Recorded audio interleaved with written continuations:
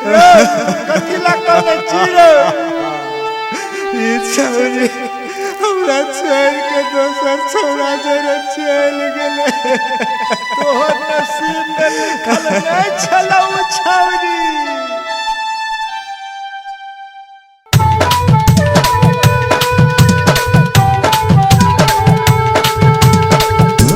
छोड़ के दिल पर के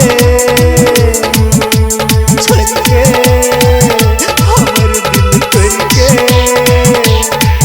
चल गेली तू दिल पर के छोड़ के हमरा तू छोड़ के हमरा तू चल गेली तू मुँह भर के छोड़ के हमरा तू छोड़ के हमरा तू जते सते हमरा वते पछते जते करे हमरा वते कन्या के जान के पछते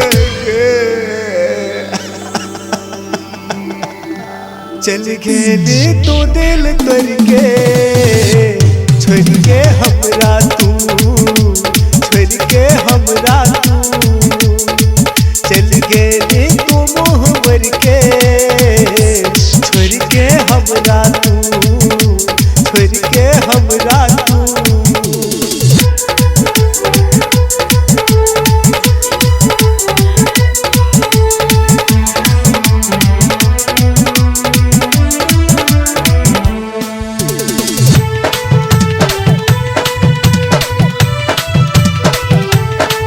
हमर से भेल कोन कसूर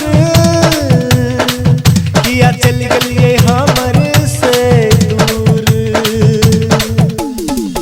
हमर से भेल कोन कसूर किया चल गलिए हमर से दूर।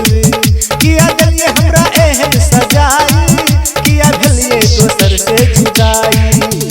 सजना बनेबै का पागल बनेली दीवाना बना के हमरा घायल बनेली। चल गेली दिल में छूर मर के तू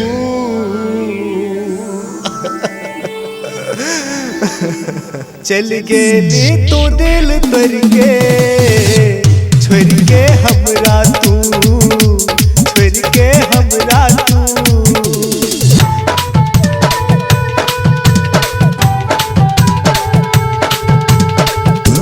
छोड़ के दिल तोड़ के छोड़ के हमर दिल तोड़ के शीशा के दिल बना के किया चल गेलिए हमरा कना के। शीशा के दिल बना के किया चल गेलिए हमरा कना के। दिल तोड़ल के कोन रचना अधूरा रह गेल हमर सपना। कसम खा के धोखा द देली दिल में सजा के दिल दुखेली। चल गेली दिल में दग लगा के तू